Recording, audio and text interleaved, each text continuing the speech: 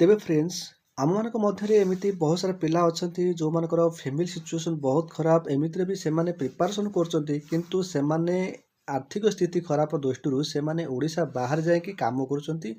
ଆଉ ଏଇ ଯେଉଁ ଚାକିରି ପାଇଁ ସେମାନେ ଟ୍ରାଏ କରୁଛନ୍ତି, କିନ୍ତୁ ସମୟ ସମସ୍ତଙ୍କ ପାଇଁ ସମାନ ନଥାଏ ଆଉ କାମ ମଧ୍ୟ ସମସ୍ତଙ୍କ ପାଇଁ ସମାନ ନଥାଏ।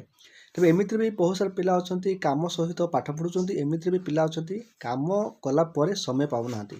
ତେବେ ଆଉ ଗୋଟେ ଟେନସନ୍ କଥା ହେଉଛି କ'ଣ ନା, ଓଡ଼ିଶାରେ ରହିକି କାମ କରିବା ଏଇଟା ଗୋଟେ ଆମ ପାଇଁ ବହୁତ କଷ୍ଟ। କାହିଁକିନା ଯେତେବେଳେ କୌଣସି ମୁହୂର୍ତ୍ତରେ ସଡନ୍ଲି ଆମେ ଓଡ଼ିଶାକୁ ଆସିପାରିବା ନାହିଁ, ତ କୌଣସି ଗୋଟେ ଇଣ୍ଟରଭ୍ୟୁ ଭଲ ମନ୍ଦ ହେଲା ଆମେ ଆଟେଣ୍ଡ କରିପାରିବା ନାହିଁ।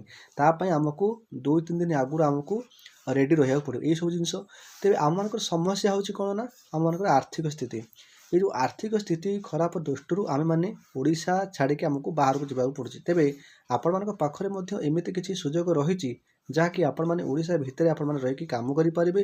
ଆଉ କାମ ଗୋଟେ ଏମିତି ଜିନିଷ, ଦେଖନ୍ତୁ ଓଡ଼ିଶା ଭିତରେ ତ ସେମିତି କିଛି କାମ ନାହିଁ, ତଥାପି ଆପଣମାନେ ସବୁ ଜିନିଷ ଜାଣିପାରିବେ କୌଣସି ଦଲାଲମାନଙ୍କ ସହିତ ଯୋଗାଯୋଗ ନ କରିକି।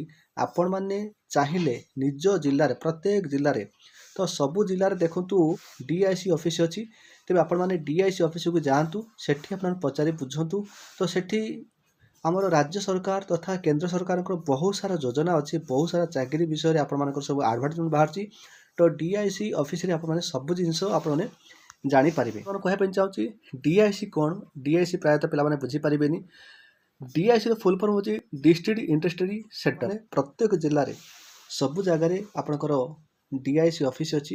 DIC ଅଫିସକୁ ଯାଇକି ସେଠି ସରକାରଙ୍କର ବିଭିନ୍ନ ପ୍ରକାର ଯୋଜନା ଅଛି, ବିଭିନ୍ନ ପ୍ରକାର କାମ ମଧ୍ୟ ରହୁଛି। ଆପଣମାନଙ୍କର ଯୋଗ୍ୟତା ଅନୁଯାୟୀ ଆପଣମାନେ ନିଜେ କାମ କରିପାରିବେ ଆଉ ନିଜ ଆତ୍ମନିର୍ଭରଶୀଳ ହୋଇପାରିବେ। ଓଡ଼ିଶାରେ ବହୁତ ସାରା ରିକ୍ରୁଟମେଣ୍ଟ ବାହାରୁଛି, ତା ପାଇଁ ଆପଣମାନେ ପ୍ରିପାରେସନ୍ କରିପାରିବେ। କାହିଁକିନା ଆମ ପାଇଁ ଗୋଟେ ସପୋର୍ଟିଂ ଜବ୍ ଦରକାର, ଯେଉଁଟାକି ଗୋଟେ ପାର୍ଟ ଟାଇମ୍ ହେଉ କି ଫୁଲ୍ ଟାଇମ୍ ହେଉ, ଗୋଟେ ଜବ୍ ଆମ ପାଖରେ ରହିଲେ ସିନା ଆମେ କୌଣସି ପ୍ରକାର ଜବ୍ ପାଇଁ, ଅନ୍ୟ ଜବ୍ ପାଇଁ ଆମେ ଟ୍ରାଏ କରିପାରିବା କି ଗଭର୍ଣ୍ଣମେଣ୍ଟ ଜବ୍ ପାଇଁ ଟ୍ରାଏ କରିପାରିବା। ଏପଟେ ଦେଖନ୍ତୁ ଏମିତି ତ ସମସ୍ତଙ୍କର ସିଚୁଏସନ୍ ତ ସମାନ ନୁହେଁ କି ଗୋଟେ ଫ୍ୟାମିଲି ଚଳିବାକୁ ହେଲେ ସାଧାରଣ ଫ୍ୟାମିଲି ପିଲାଟିଏ ତ ସେ କ'ଣ କରିବ, ତ ତାକୁ ବାଧ୍ୟ ଓଡ଼ିଶା ଛାଡ଼ିକି ବାହାରକୁ ଯିବାକୁ।